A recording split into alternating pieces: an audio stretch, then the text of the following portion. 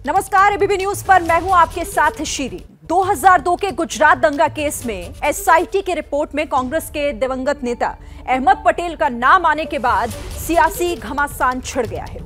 SIT की report में दावा किया गया है कि तब के मुख्यमंत्री यानी नरेंद्र मोदी को बदनाम करने के लिए तीस्ता सीतलवाड़ को तत्कालीन कांग्रेस अध्यक्ष के सलाहकार अहमद पटेल ने लाखों रुपए दिए थे।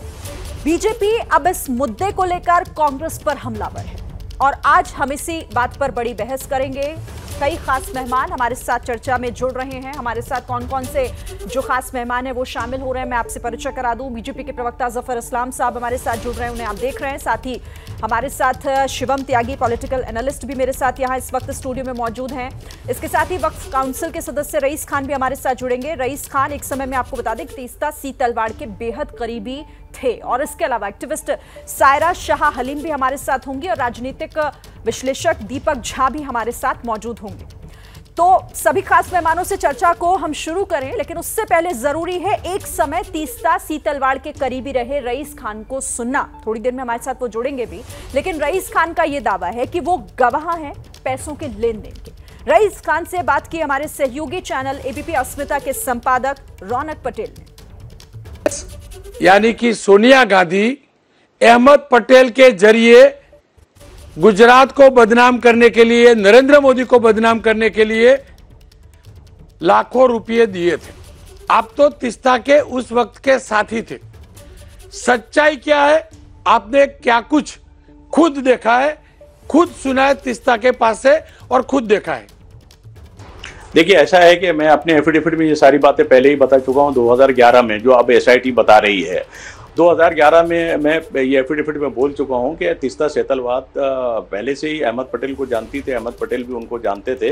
लेकिन यहाँ गुजरात में 2002 दंगों के बाद में पहली बार तीस्ता सीतलवाड़ दंगों के कुछ दिनों के बाद में शाहीबाग अहमदाबाद सर्किट हाउस जो पुराना है उसके अंदर मिली थी। उसमें मैं भी और तीस्ता सीतलवाड़ के साथ में था और तीस्ता सीतलवाड़ और हम दोनों शाहीबाग सर्किट हाउस गए थे। वहाँ पर अहमद पटेल से हमारी पहली मुलाकात हुई थी दंगों के बाद में, और हम अहमद पटेल के साथ में बैठे और अहमद पटेल के साथ में सारी बातें हुई। अहमद पटेल ने तीस्ता सीतलवाड़ से ये कहा कि आपको मैं बहुत पहले से अच्छी तरह से जानता हूँ और आपने जो वहाँ पर 1992 के दंगों के अंदर काम किया है, मैं उससे पूरी तरह से अच्छी तरह से वाकिफ़ हूँ। लेकिन वो छोटा मामला था और ये मामला जो है वो गुजरात का है और बहुत बड़ा मामला है। इस मामले को आपको बहुत ही ऊँचा उठाना है और इतना ऊँचा उठाना है कि इनकी सरकार जो यहाँ पर अभी बीजेपी की और सेंट्रल में जो सरकार है, ये सरकार गिर जानी चाहिए। उसमें हम आपकी पूरी कांग्रेस आपके साथ है और पूरी तरह से हम आपकी हर तरह से मदद करने के लिए तैयार है। तो तीस्ता सीतलवाड़ ने ये कहा कि हमारे पास जो है सबसे बड़ी बात यह है कि जैसा आप चाहोगे वैसा हम करेंगे और जिस तरह से आप हमसे कहोगे हम उस तरह से करते चले जाएंगे। आपके लिए हम हर तरह से हर काम करने के लिए तैयार हैं।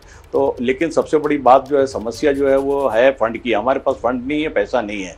तो अहमद पटेल ने कहा कि आप फंड की ज़रूरत आपको जो भी पड़ेगी वो हम मुहैया करेंगे, हमारी तरफ से होगी। हमारी पार्टी की तरफ से जितना भी फंडिंग हम आपको कर सकते हैं वो हम फंडिंग करेंगे और पैसे।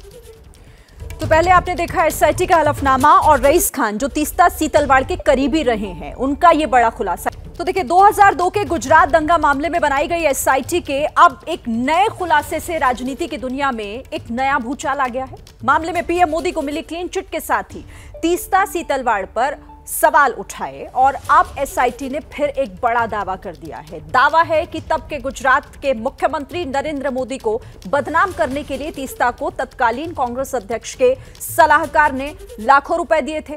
इसी के साथ बीजेपी और कांग्रेस में वार पलटवार का दौर भी शुरू हो गया है। हम इस चर्चा को आगे बढ़ाएं सभी मेहमानों के साथ, लेकिन उससे पहले एक रिपोर्ट देख लेते हैं। पैसे दिए गए। हर गुजरात चुनाव से पहले नरेंद्र मोदी जी की जो फैक्ट्री है इस तरह की कहानियां गढ़ने की, मनगढ़ंत कहानियों की, वो शुरू हो जाती है।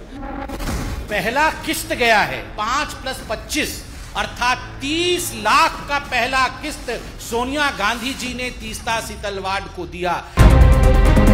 अगर कांग्रेस पार्टी मोदी जी जैसी राजनीति करना जानती या करना चाहती तो क्या मोदी जी वहां मुख्यमंत्री रह सकते थे? और अब एक बार फिर एसआईटी के नए खुलासे के साथ कांग्रेस बीजेपी के बीच राजनीतिक बयानबाजी, वार पलटवार का सिलसिला शुरू हो गया है। 2002 के गुजरात दंगों को लेकर पिछले महीने आई एसआईटी की रिपोर्ट के बाद तीस्ता सीतलवाड़, सेवानिवृत्त डीजीपी आरबी श्री कुमार और पूर्व आईपीएस अधिकारी संजीव भट्ट के खिलाफ 2002 के गुजरात दंगों से जुड़े सबूतों को गढ़ने और साजिश रचने का आरोप लगा और इन तीनों को गुजरात पुलिस गिरफ्तार भी कर चुकी है। सामाजिक कार्यकर्ता तीस्ता सीतलवाड़ के खिलाफ गुजरात एसआईटी ने अपने हलफनामे में बड़ा खुलासा किया है। 15 जुलाई को तीस्ता की जमानत याचिका के खिलाफ दाखिल एसआईटी की एफिडेविट में हुआ है ये बड़ा खुलासा। हलफनामे में कहा गया, गुजरात की मोदी सरकार को फंसाने और गिराने की साजिश हुई। साजिश कांग्रेस नेता अहमद पटेल के इशारे पर रची गई। अहमद पटेल से तीस्ता सीतलवाड़ को 30 लाख रुपए मिले। पैसा किसी राहत कार्य के लिए नहीं दिया गया।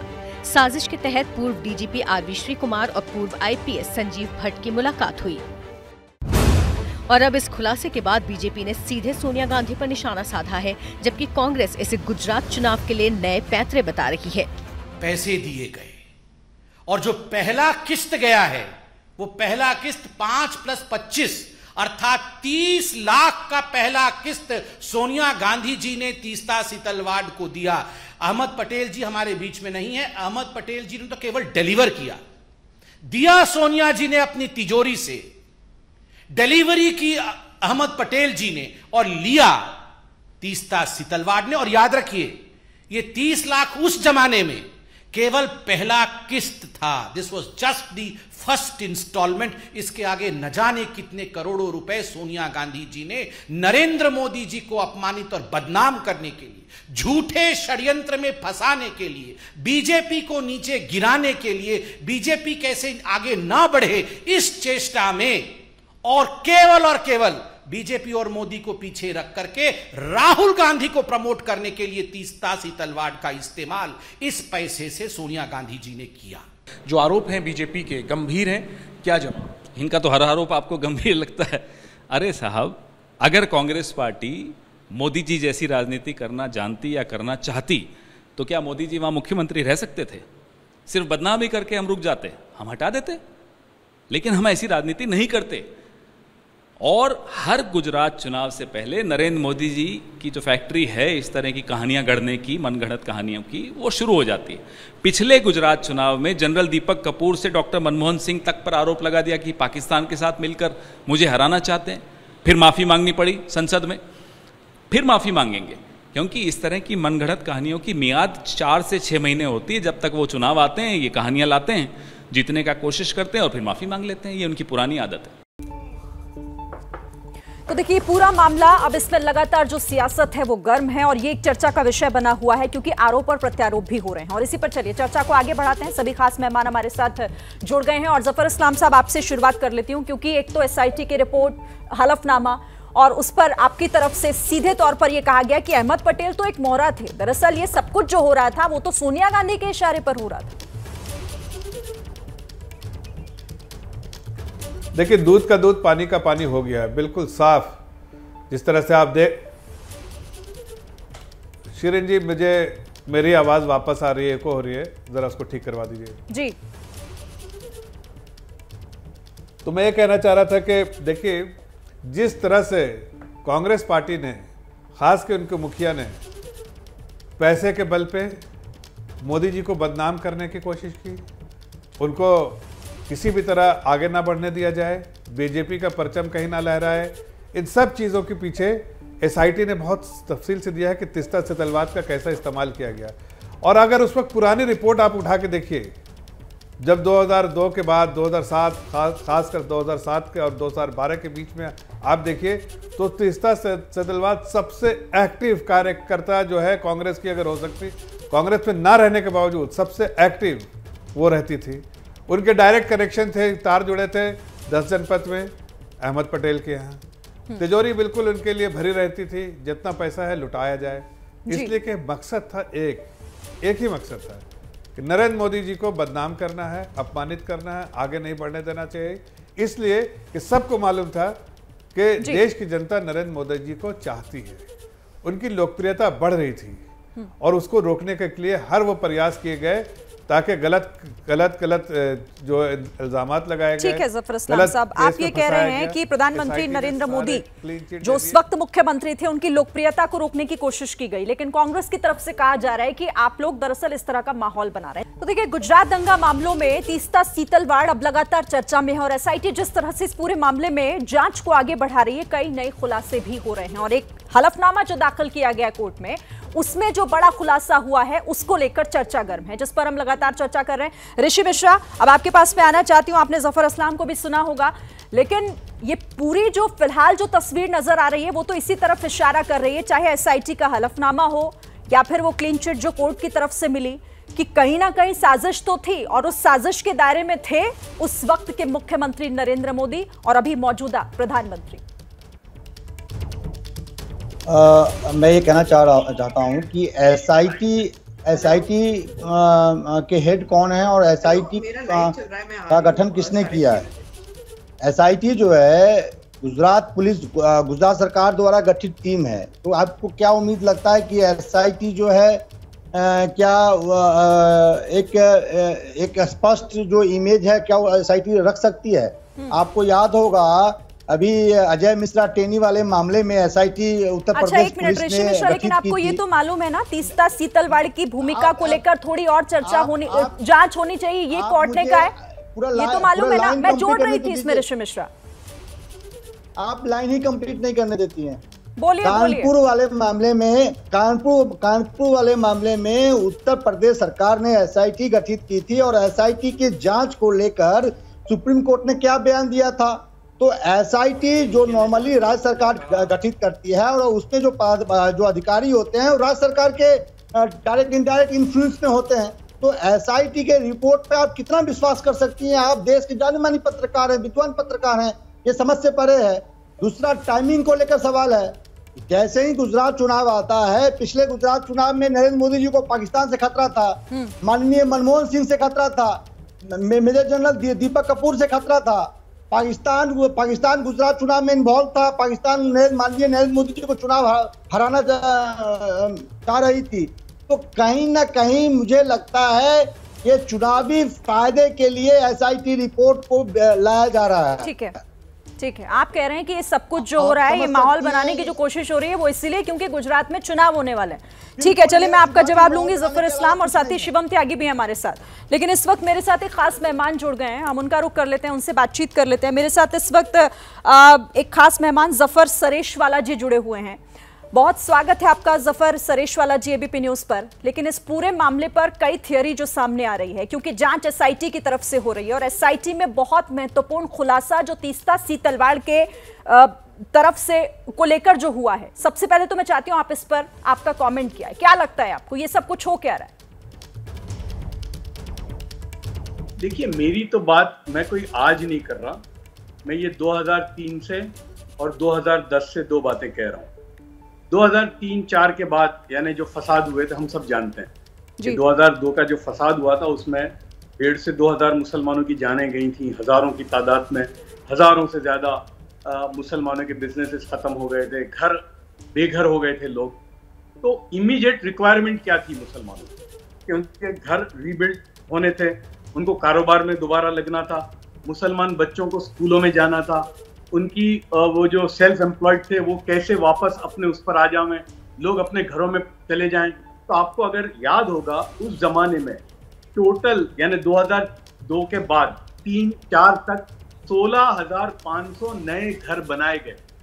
और वो किन लोगों ने बनाए? वो हमारे अहमदाबाद की एक एजेंसी थी गुजरात सार्वजनिक, वो जो उसके अफजल मेमन साहब हैं वो थे, उसमें जमीयत उल उलमा थी, जमात इस्लामी थी, और हैदराबाद की जो सियासत न्यूज़पेपर वाले जो हैं वो थे उसमें।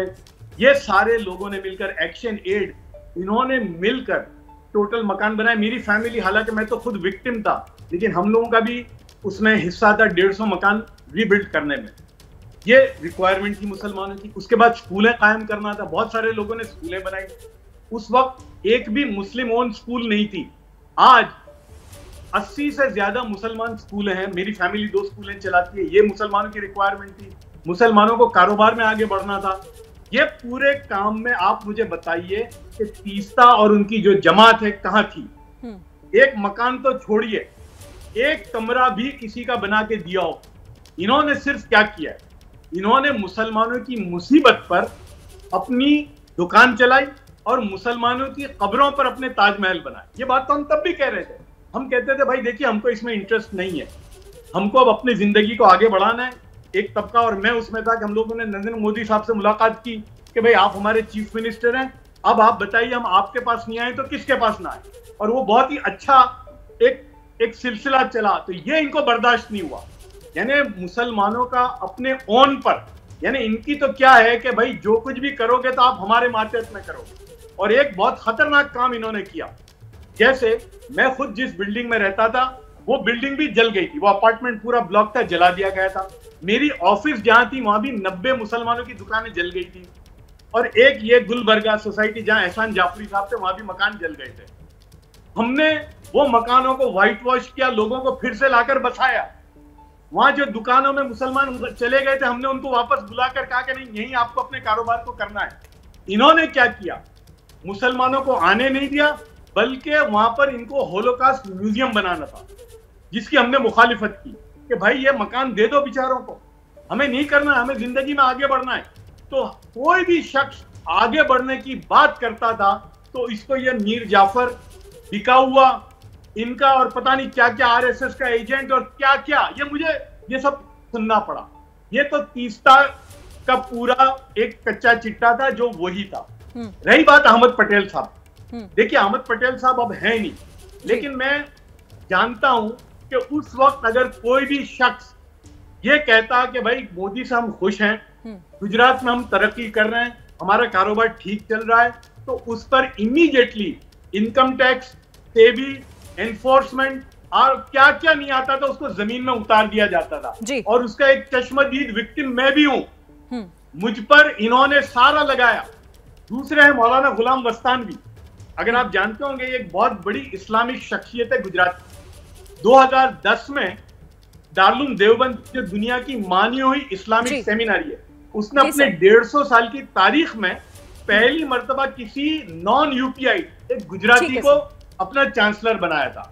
उन्होंने चांसलर बनने के बाद सिर्फ कोई इंटरव्यू में यह कहा कि भाई देखिए अब 2002 हो गया, लेट्स मूव ऑन, हमें आगे बढ़ना है मोदी के यानी देखिए इस पूरे मामले में आप ये कह रहे हैं कि दरअसल राजनीति की गई और जो दंगा पीड़ितों की मदद करने के नाम पर सिर्फ और सिर्फ उनके जख्मों का इस्तेमाल किया गया और ये राजनीति का एक हिस्सा था, जो अब तमाम तरह की चीजें जो हैं खुलकर सामने आ रही हैं। चलिए अब आगे बढ़ते हैं, हमारे साथ और भी मेहमान है। शिवम, देखिए मैं तो सिर्फ इतना ही कहना चाहता हूं कि ऋषि मिश्रा की बातों का तो जवाब देने का कोई तर्क ही नहीं है। आज 18 साल हो गए इस तरह की बातों को रोते हुए इस हिंदुस्तान में और विपक्ष के लोगों को, तो ये तो सेंसलेस है कि आज 18 साल बाद भी ये एसआईटी पर भी सवालें उठाते रहेंगे। इनको तो वही लाइन लेनी है जो वो हमेशा से लेते आए हैं। लेकिन मैं अपने देश से और एबीपी के दर्शकों से एक बात पूछना चाहता हूं कि 2002 के दंगे के अलावा किसी और दंगे का आपको इतना याद आता है कि उस पर इतनी छाती पीटी गई हो?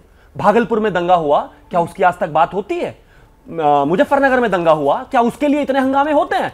सहारनपुर में दंगा हुआ, बरेली में दंगा हुआ, इतने दंगे हुए इस देश में, मुंबई बम ब्लास्ट हुआ, लेकिन उसके बारे में कभी कुछ हंगामा नहीं हुआ। क्यों? क्योंकि उसके लिए 30-30 लाख रुपए नहीं बांटे जा रहे थे ना। 64 एमपीज ने लिखकर यूनाइटेड स्टेट्स को लिखा, बराक ओबामा को, अरे बीच में बंद कीजिए ना, कोई फायदा नहीं। 64 एमपीज ने लिखा, 64 एमपीज ने यूनाइटेड स्टेट्स को लिखा, बराक ओबामा को लिखा कि नरेंद्र मोदी को वीजा मत दीजिए। ये शाब्दिक उग्रवाद के लिए बुलाया। एक मिनट ऋषि मिश्रा रुकिए एक मिनट, मैं काउंटर का मौका आपको दूंगी। काउंटर का मौका रुक जाइए प्लीज, काउंटर मत कीजिए, काउंटर का मौका मिलेगा। आप जब बोल रहे थे कोई नहीं बोला, तो प्लीज सुनिए। तो इसलिए इसी दंगे का 2002 के दंगे को लेकर इस देश में कितनी आग लगी। अब सुनिए आप, जो भी 2002 में जर्नलिस्ट जाता था प्रधानमंत्री, अब के प्रधानमंत्री श्री नरेंद्र मोदी जी के सामने, आपने 2002 का दंगा क्यों हुआ? अरे मैं गुजरात रिवर फ्रंट की बात कर रहा हूं। नहीं, 2002 के दंगे पर आपने माफी क्यों नहीं मांगी? फिर वो कहते थे कि चलिए ठीक है मैं साबरमती की बात करता हूं, आपने 2002 के लिए माफी क्यों नहीं मांगी? 2014 में जब वो इस देश के प्राइम मिनिस्टरियल कैंडिडेट की तरह लड़ रहे थे, उस दौरान भी लोगों का सिर्फ यही एजेंडा होता था कि आपने 2002 के लिए माफी क्यों नहीं मांगी। मैंने अपने हिंदुस्तान के इतिहास में आज तक इस देश में प्रधानमंत्रियों ने यह तक कह दिया कि बड़ा पेड़ गिरता है तो धरती हिलती है, मरते हैं मर जाने दीजिए, लेकिन उस पर सवाल नहीं उठा। 2002 के दंगे में प्रधानमंत्री श्री नरेंद्र मोदी जी पर इसलिए लांछन लगाए गए क्योंकि एजेंडा साफ था, 30-30 लाख रुपए मिलेंगे एक व्यक्ति को। तो ये नाच क्यों है? आप गर्दन इधर उधर करके समझ में नहीं आ रहा। अच्छा ऋषि मिश्रा रुकिए, ऋषि मिश्रा एक सेकंड, मैं आपके पास आती हूँ, आप जवाब दीजिएगा, लेकिन सायरा शाह अलीम भी हमारे साथ जुड़ी हुई है, एक बार मैं उनको भी मौका दे देती हूँ इस चर्चा में वो आए और अपनी बात रखें इस पूरे मामले को लेकर, क्योंकि ये रिपोर्ट जो हलफनामा दाखिल हुआ वो बहुत कुछ कह रहा है कि क्यों आखिर कहा जा रहा है कि साजिश थी और साजिश के दायरे में कौन था। सायरा शाह, देखिए बहुत ताज्जुब की बात है कि नागरिक अधिकार कार्यकर्ताओं को इस तरह के घिनौने जो है एलिगेशंस लग रहे हैं कि, और उनका काम ये था तीसरा सतलवाद का जो गुजरात के जो दंगे हुए थे उनके पीड़ित जो लोग थे, जो बच्चे और जो पीड़ित थे, उनको कुछ राहत मिली जाए। लेकिन बहुत ये ताज्जुब की बात है कि अभी भी ये जो एक राजनीतिक दल है वो इतना घबरा रहा है गुजरात के दंगों के नाम से, तो मतलब कुछ डरने की बात है तभी वो घबरा रहा है, तभी नए नए ये किस्से सुन रहे हैं। अभी सोनिया गांधी के ऊपर एक इल्जाम लग रहा है कि वो ही मेन कॉन्स्पिरेटर थी और वो तो तीसरा सतलवाद तो बस एक फुट सोल्जर थी। एक्चुअल भाई एक रिस्पेक्टेबल विधवा महिला जो अपना चुपचाप काम कर रही है और उनको कुछ इस तरह के घिनौने राजनीति से कोई मतलब नहीं है, वो एक मतलब ऑफिशियल जो है कैपेसिटी में कोई पोजीशन भी नहीं होल्ड करती, ना वो एमपी है ना कुछ है, उन महिला से आपको इतनी घबराहट हो रही है कि आप ऐसी आप लोग जो हैं खौफनाक शायरा जी मुझे एक चीज बताइए। ख्याली पुलाव, एक minute, I didn't disturb you when you spoke, एक मिनट शिवम, उनको पूरा आप लोग ख्वाबी पुलाव पर पका कर जो है जनता के सामने पेश कर रहे हैं कि जनता भी जो है ना आपकी किस्से कहानियों से एकदम थक चुकी है, ऊब चुकी है। तो अगर आपको मेरा सवाल सायरा शाह एसआईटी रिपोर्ट को लेकर था और साथ ही आप कह रहे हैं, चलिए ठीक है, मैं जफर इस्लाम, मैं चाहूंगी जफर इस्लाम आपके आरोपों पर जवाब दे। आपने बाकी लोगों को अलाउ किया बात करने के लिए, लेट मी आल्सो फिनिश। ठीक है, मैं ये कह रही हूँ कि अब अगर आप आगे सामने चुनाव है भैया, आप लोग नीतियों पे चुनाव लड़िए। अभी जो इंसान गुजर चुके हैं, अहमद पटेल, उनकी मैंने बेटी का बहुत ही दर्दनाक ट्वीट देखा। वो कह रही है कि जब मेरे पिताजी जो हैं गुजर गए हैं तब 2020 में तो ये एलिगेशन नहीं लगाए गए। जब अहमद पटेल साहब गुजर गए हैं, जब वो है नहीं, जीवित नहीं है, जिंदा नहीं है, अपनी आवाज को बुलंद करने को, अपनी तरफ से वो पेश करने को, अपनी तरफ से वो ठीक है सायरा शाह, आप टाइमिंग को लेकर सवाल पूछ रही हैं, आप कह रही हैं कि जो नेता अब इस दुनिया में नहीं, आखिर उनका नाम क्यों उछाला जा रहा है। मैं चाहती हूँ, क्योंकि मेरे पास वक्त कम है, जफर इस्लाम जल्दी से इसका जवाब दीजिए। ठीक है, देखिए कोई नाम नहीं उछाला जा रहा है, नहीं कोई नाम नहीं उछाला जा रहा है, नहीं कोई नाम नहीं उछाला जा रहा है, सिर्फ इनको हकीकत दिखाई जा रही है। ये अरे भाई जिसको अरे तो 30 लाख दिया गया था तो क्या आपको बताया नहीं जाएगा? 30 लाख किसके द्वारा दिया गया था? किसके द्वारा दिया गया था? वो एजेंट थे, वो एजेंट थे, पॉलिटिकल एडवाइजर थे, उनके सब लोग जानते हैं। आप अगर बेवकूफ इंसान की तरह बात करेंगी तो आपको पता नहीं क्या?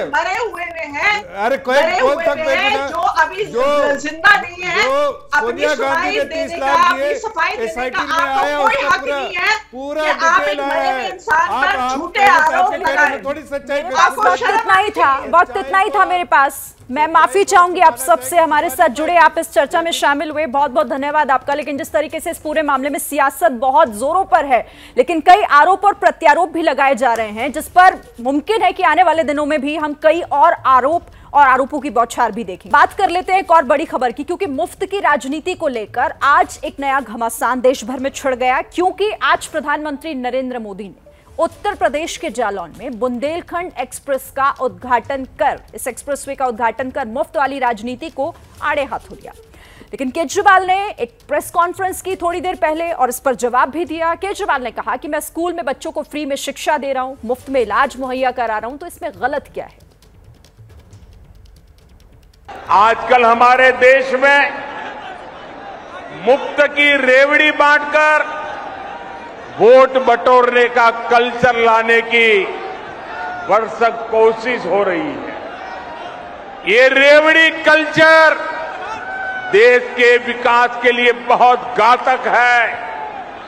इस रेवड़ी कल्चर से देश के लोगों को और खास करके मेरे युवाओं को बहुत सावधान रहने की जरूरत है। रेवड़ी कल्चर वाले कभी आपके लिए नए एक्सप्रेसवे नहीं बनाएंगे, नए एयरपोर्ट या डिफेंस कॉरिडोर नहीं बनवाएंगे। रेवड़ी कल्चर वालों को लगता है कि जनता जनार्दन को मुफ्त की रेवड़ी बांटकर उन्हें खरीद लेंगे। हमें मिलकर उनकी इस सोच को हराना है। रेवड़ी कल्चर को देश की राजनीति से हटाना है। दिल्ली के गरीबों के बच्चे, मिडिल क्लास के बच्चों को मैं सरकारी स्कूलों में शानदार शिक्षा दे रहा हूँ, लेकिन फ्री में शिक्षा दे रहा हूँ। मैं लोगों से पूछना चाहता हूँ कि क्या मैं फ्री की रेवड़ियाँ बांट रहा हूँ या देश की नींव रख रहा हूँ। आज अगर हमने इन 18 लाख बच्चों का भविष्य अच्छा कर दिया, अगर मैं इन बच्चों को अच्छी शानदार शिक्षा दे रहा हूँ लेकिन फ्री में दे रहा हूँ, तो मैं क्या गुनाह कर रहा हूँ। आज हम लोग देश की नींव रख रहे हैं, ये रेवड़ी नहीं है, ये देश की नींव के में एक एक ईंट रख रहे हैं हम लोग। तो देखा आपने मुफ्त वाली पॉलिटिक्स पर किस तरीके से वार और पलटवार आज हुआ, क्योंकि प्रधानमंत्री नरेंद्र मोदी ने एक बड़ी बात कहते हुए कि किस तरीके से राजनीतिक जो पार्टियां हैं वो मुफ्त की राजनीति कर रही हैं, लेकिन ऐसे में वो किस तरह देश को नुकसान पहुंचाने का काम कर रही हैं, ये बड़ा आरोप लगाते हुए हमला बोला, जिस पर अरविंद केजरीवाल, क्योंकि आप जानते हैं कि वो दिल्ली से जो उन्होंने शुरुआत की थी वो अब कई दूसरे राज्यों में भी, चाहे पंजाब हो या फिर गुजरात में लगातार वो जा रहे हैं चुनाव प्रचार के लिए और वहां पर भी इस तरह की बात लगातार कर रहे हैं। तो ऐसे में उनकी तरफ से जवाब आज दिया गया और पूछा गया उल्टा सरकार से, यानी कि बीजेपी से, कि आप बताइए कि अगर मैं मुफ्त में लोगों को दे रहा हूं, चाहे वो शिक्षा हो या फिर वो स्वास्थ्य सेवाएं हो, तो इसमें गलत क्या है। दो खास मेहमान हमारे साथ जुड़े हुए हैं। बीजेपी के प्रवक्ता आप देख रहे हैं जफर इस्लाम साहब हमारे साथ हैं और साथ ही रीना गुप्ता आम आदमी पार्टी की प्रवक्ता हमारे साथ जुड़ी हुई है। सबसे पहले जफर इस्लाम, मैं आपका ही रुख कर लेती हूं, क्योंकि प्रधानमंत्री ने फ्री की पॉलिटिक्स का जिक्र किया, जवाब खुद अरविंद केजरीवाल ने सामने आकर दिया और पूछा उन्होंने कहा कि मुझे बताइए, उन्होंने तो लोगों से भी पूछा और आपसे भी पूछा है कि अगर मैं लोगों को सुविधाएं दे रहा हूं मुफ्त में, तो इसमें दिक्कत क्या है। देखिए, जो उन्होंने एक कल्चर शुरू किया है, आदरणीय प्रधानमंत्री जी ने उस कल्चर की बात की जो आज पॉलिटिक्स में कोई उनका नाम लेके नहीं, लेकिन जो कल्चर चालू हुआ है, इस कल्चर में सिर्फ यही है कि झूठे वायदे करना। इलेक्शन से पहले इतने सारे रेवड़ियाँ बांटने के वायदे कर देना, रेवड़ियाँ बांटने का कल्चर जो है, फ्री बीज जिसको बोलते हैं, फ्री बीज जो है वो बांटने का कल्चर शुरू कर दिया है। और ये कल्चर शुरू हुआ है केजरीवाल जी के आने से। आपको किसी आदरणीय प्रधानमंत्री जी ने और पार्टी के हमारे किसी नेता ने ऐसा नहीं कहा कि आप एजुकेशन में दीजिए, लेकिन उसका ढिंडोरा पीटना और गलत तरीके से लोगों को और चीज़ बांटना और इलेक्शन में वादे करना और फिर नहीं बांटना, उस चीज़ पे हम बार बार कह रहे थे कि उस पर लोगों का ध्यान दिलाना चाहते थे कि देखिए, लोग आके आपको झूठे वायदे करते हैं। दिल्ली के लिए क्या क्या वायदे किए, आई पंजाब में क्या वायदे किए, वो आप सबको पता है।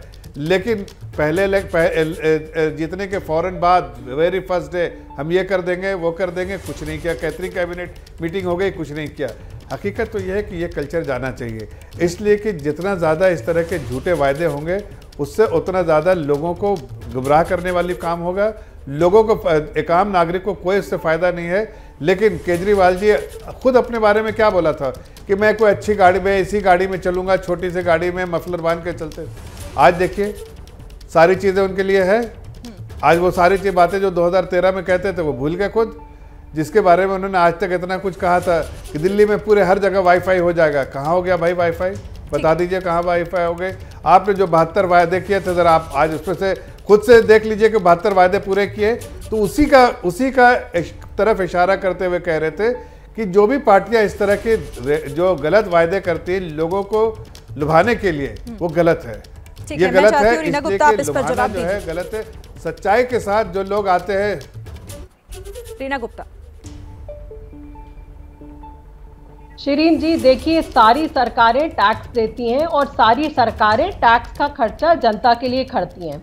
तो कोई ये कहे फ्रीबी, ये एक तरीके से आप जनता का मजाक उड़ा रहे हैं, क्योंकि आप अपनी जेब से कोई खर्चा नहीं कर रहे हैं, जनता का ही पैसा है जो आप जनता पे खर्च कर रहे हैं।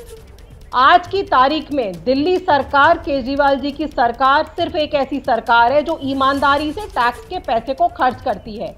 यही कारण है जब हम दिल्ली में चुन के आए थे, दिल्ली का बजट 35-40 हजार करोड़ होता था, आज की तारीख में दिल्ली का बजट 70,000 करोड़ है। दूसरी बात, आप देखिए कि अभी सीएजी ने रिपोर्ट दी है कि पूरे देश में सिर्फ एक दिल्ली सरकार है जो मुनाफे में चल रही है। क्यों? क्योंकि दिल्ली सरकार ईमानदारी से खर्चा करती है। वहीं दूसरी तरफ आप देखिए, भारतीय जनता पार्टी बहुत ढिंडोरा पीटती है गुजरात मॉडल का। आज की तारीख में गुजरात सरकार के ऊपर 3 लाख करोड़ का कर्जा है, 3 लाख करोड़ का कर्जा। मुफ्त की राजनीति जिसको लेकर अब वार और पलटवार शुरू हो गया है, क्योंकि प्रधानमंत्री नरेंद्र मोदी ने हमला बोला आज उन राजनीतिक दलों को जो मुफ्त की पॉलिटिक्स किया करते हैं, जिस पर अरविंद केजरीवाल ने आज जवाब भी दिया। इसी पर हम चर्चा कर रहे हैं। जफर इस्लाम और रीना गुप्ता दोनों हमारे साथ बने हुए हैं। रीना गुप्ता जी, आप अपनी बात पूरी कीजिएगा, मैंने आपको रोका था, फिर मैं जवाब लूंगी। जफर इस्लाम साहब, आपसे आती हूँ आपके पास। देखिए, आज की तारीख में शिरीन जी, आप कोई भी एक पहलू उठा लीजिए, चाहे स्वास्थ्य का मुद्दा हो, चाहे शिक्षा का मुद्दा हो, मैं आपके चैनल पे दावे के साथ कह सकती हूँ पूरे देश में कोई ऐसा राज्य नहीं है जहां पे जिस तरह की शिक्षा और स्वास्थ्य दिल्ली में हम जनता को प्रोवाइड कर रहे हैं कहीं और हो रहा हो। आप गुजरात का मॉडल देख लीजिए, गुजरात में कम से कम 600 स्कूल ऐसे हैं जहां पे सिर्फ एक टीचर है, और गुजरात में कम से कम 1000 अस्पताल ऐसे हैं जहां डॉक्टर ही नहीं है। आपको याद होगा कि कुछ महीनों पहले इंग्लैंड के प्राइम मिनिस्टर गुजरात आए थे, तो गुजरात, अहमदाबाद में इनको पर्दे लगाने पड़े थे झुग्गी झोपड़ियां छुपाने के लिए। अगर आपने इतना बढ़िया गुजरात में 25 साल में काम किया है तो आपके पास दिखाने के लिए कुछ क्यों नहीं था? मैं बताती हूँ गुजरात का मॉडल क्या है। गुजरात का मॉडल ये है कि आप जनता से पैसा लीजिए, मुझे जरा जवाब दे, मुझे जवाब देने दीजिए, चाहे वो मेहुल चोस्की हो, बोलने दीजिए। जफर साहब, सुनने की हिम्मत रखा करिए। चाहे वो नीरव मोदी हो, चाहे वो मेहुल चोस्की हो, यही लोग अमीर हो रहे हैं। ये है गुजरात का मॉडल कि जनता का पैसा प्रधानमंत्री के दोस्तों की जेब में जा रहा है। और तो और, जब प्रधानमंत्री श्रीलंका गए तो वहां पे भी अपने दोस्तों के लिए ठेके मांगे उन्होंने। मुझे जरा आप जवाब ले लेते हैं। करोड़ का आप रहिए मेरे साथ, मैं जब दिल्ली में, देखिए, ठीक है, मैं आ रही हूँ, 1 मिनट, अब जवाब ले लें जल्दी जल्दी। जफर इस्लाम, अरविंद केजरीवाल ने भी आज यही कहा, मैं तो बच्चों का भविष्य सुधार रहा हूँ, मैंने तो 18 लाख बच्चों का भविष्य सुधारने का काम किया है, तो इसमें बीजेपी को दिक्कत क्या है? देखिए, केजरीवाल जी को जो बोलते हैं ना, परोस के थाली दी हुई है। दिल्ली का मुकाबला ये गुजरात से कर रहे हैं और दूसरे स्टेट से कर रहे हैं। अरे दिल्ली में क्या कर रहे हैं आप भाई? दिल्ली में काम ही क्या है चीफ मिनिस्टर का? कोई काम ही नहीं चीफ मिनिस्टर का। जो काम होता है सारा, तो जो बड़ा काम होता है लॉ एंड एडमिनिस्ट्रेशन का, वो सेंट्रल गवर्नमेंट देखती है। बड़े बड़े सारे काम जो सेंट्रल गवर्नमेंट की रिस्पॉन्सिबिलिटी है, आप तो खाली ढिंडोरा पीटते हैं। दूसरी बात, देखिए, प्रधानमंत्री जी ने इसका, अरे 1 मिनट चुप रहिए प्लीज, मैं बीच में नहीं बोल रहा था। अब ये आदरणीय प्रधानमंत्री जी ने एक जो कल्चर जो है, जो रेवड़ियां बांटने वाला कल्चर था, सबसे ज़्यादा देखिए पेट में दर्द किसको हुआ? सबसे पहले प्रेस कॉन्फ्रेंस करके जिनके पेट में दर्द हो रहा, मतलब वही ऐसा कर रहे हैं। उनको पता है कि जाके सब जगह गलत अनाउंसमेंट कर देते हैं।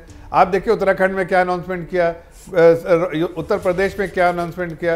ये अलग बात है कि सारे की जमानत जब्त हो गई वहाँ पर।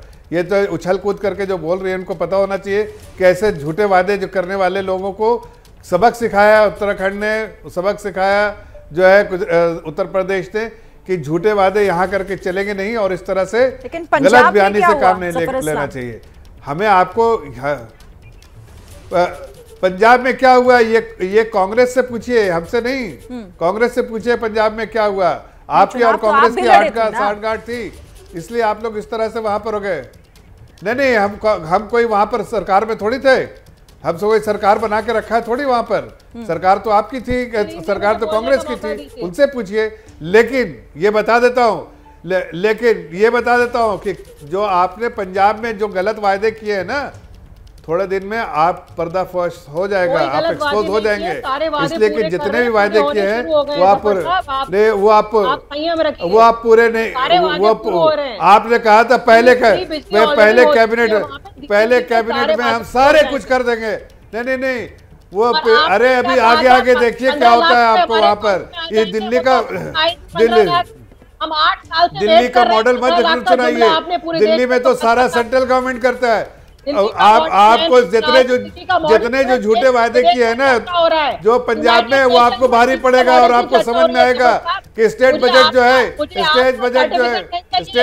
है आपको उसमें दिखाएगा कि स्टेट बजट कितना बड़ा। नहीं सर्टिफिकेट नहीं, आपको हकीकत, आपको आईना दिखेगा, आपको आईना दिखाया जाएगा। पूरे देश में बेरोजगारी चल रही है, जो आपको आईना दिखाया जाएगा। डोंट वरी, महंगा है, सारा कहाँ जा रहा है? आप सिर्फ सरकारों को गिराने में और एमएलए खरीदने में पूरे देश के टैक्स का पैसा इस्तेमाल कर रहे हैं। जीएसटी का पैसा हमसे लेते हैं और एमएलए खरीद फरोख्त में सारा पैसा खर्च कर देते हैं। पूरा देश देख रहा है। आप खरीद फरोख्त में होते होंगे।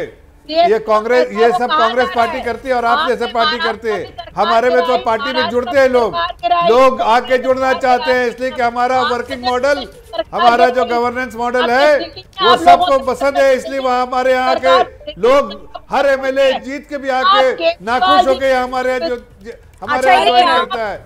और मान लीजिए आपके पार्टी से भी टूट के आके ज्वाइन करेंगे। एक सेकंड, एक करके रीना गुप्ता जी और साथी जफर इस्लाम साहब, एक करके। रीना गुप्ता, एक मिनट मेरी बात सुनिए। जफर इस्लाम कह रहे हैं कि आप लोग सिर्फ मुफ्त की राजनीति नहीं, उससे कहीं ज्यादा झूठ की राजनीति करते हैं। आप लोग सिर्फ झूठे वादे करते हैं, लेकिन पूरा करने की जो कुव्वत है वो आप लोगों में है नहीं। देखिए शिरीन जी, मुफ्त की राजनीति और झूठे वादे कौन करता है ये तो आपको और हमें सबको पता है। 8 साल पहले जो बोला गया था 15 लाख हमारे अकाउंट में आएंगे और फिर पलट के बोल दिया वो जुमला है, ये तो उस बात को तो पूरा देश आज तक भूला नहीं है, पहली बात।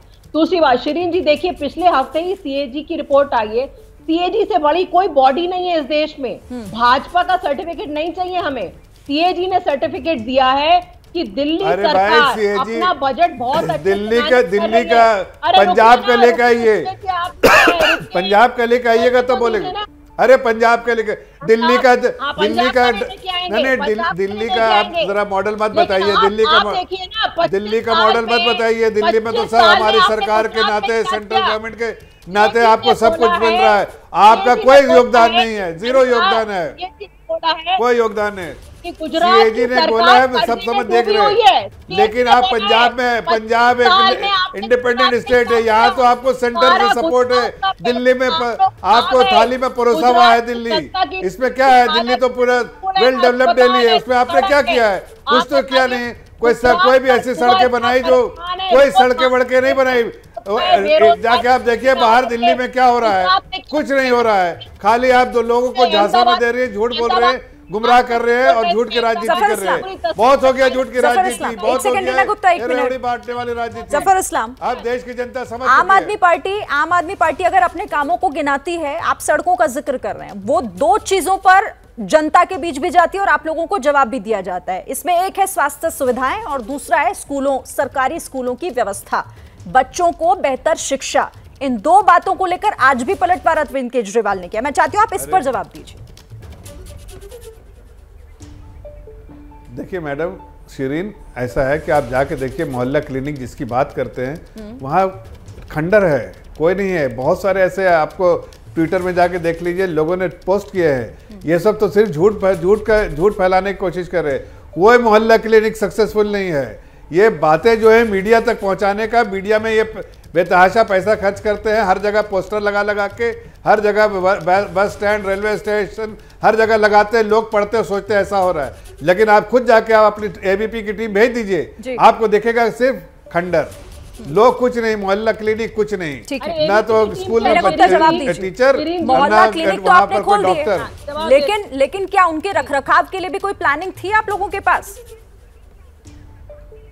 शिरीन जी, अभी पिछले महीने भारतीय जनता पार्टी ने अपना एक डेलीगेशन गुजरात से यहाँ भेजा।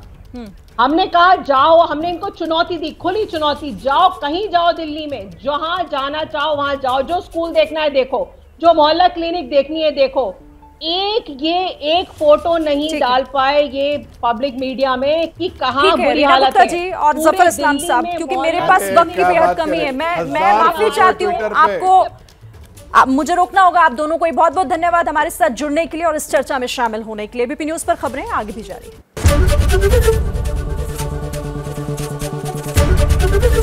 एबीपी न्यूज आपको रखे आगे।